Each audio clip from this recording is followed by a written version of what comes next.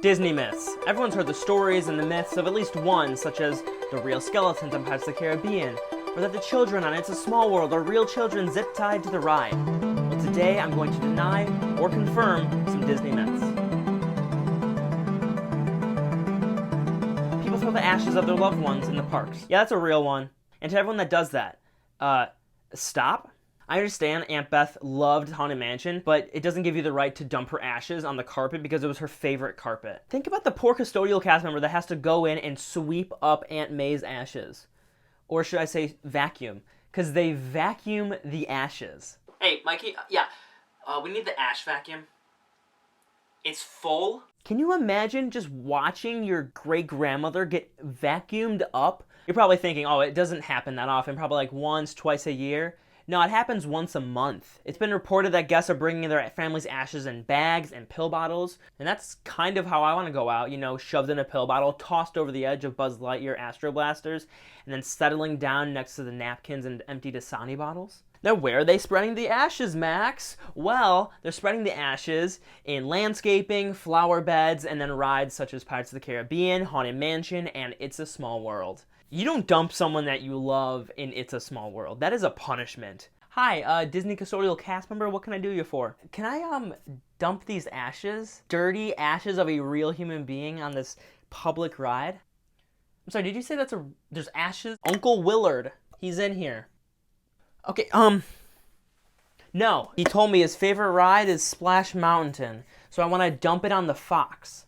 That's so unsanitary and also kind of disrespectful. The ride, the people here. I have allergies, so that's really gonna mess up the snozzer. You're telling me I cannot dump in the... No, you can't. Listen, I'm only hearing yeses right now because I'm a guest.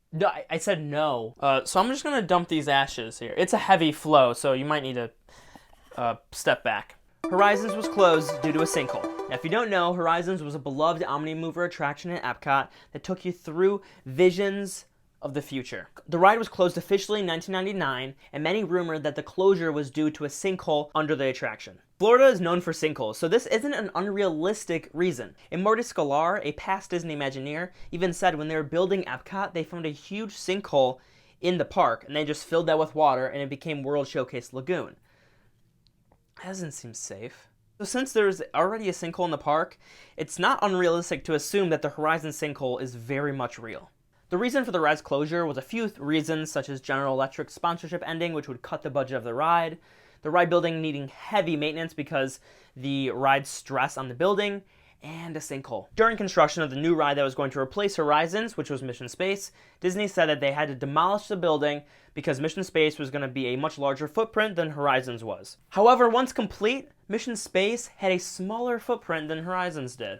There was also a large hole where the building once stood. Was that a sinkhole?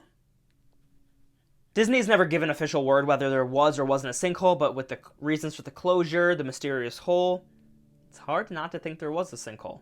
Cats live in Disneyland. Now, to many people that have gone to Disneyland before, this isn't new news. However, I wanted to include this for everyone that's never been to Disneyland and have heard various cat rumors. Now, it's true. There's around 100 to 200 cats that live in Disneyland.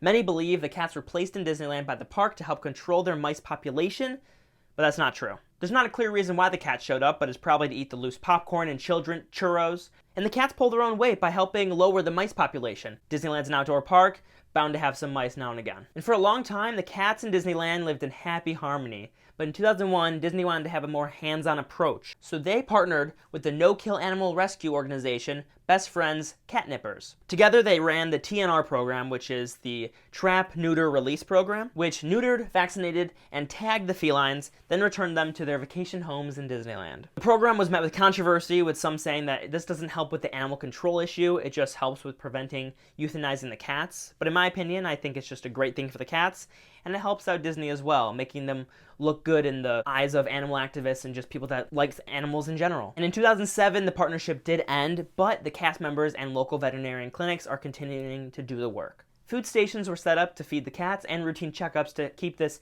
happy coexistence continuing. And if you want to see some cats munch on some food, there's a food station seen at the Hungry Bear restaurant in Disneyland, Pilot's Grill at Disney California Adventure, and the Whitewater Snacks at the Grand Californian. And as of last week, the cats have successfully gotten catnip churros to Disneyland. Some annual pass holders have already tried them and expressed their discontent on Twitter. Real skeletons are on Pirates of the Caribbean. Disneyland decided to open ride in 1967. Imagineers found that the fake skeletal remains didn't look as good as the real ones. So with the help of the UCLA Medical Center, they got some real skeletal remains to put in the ride.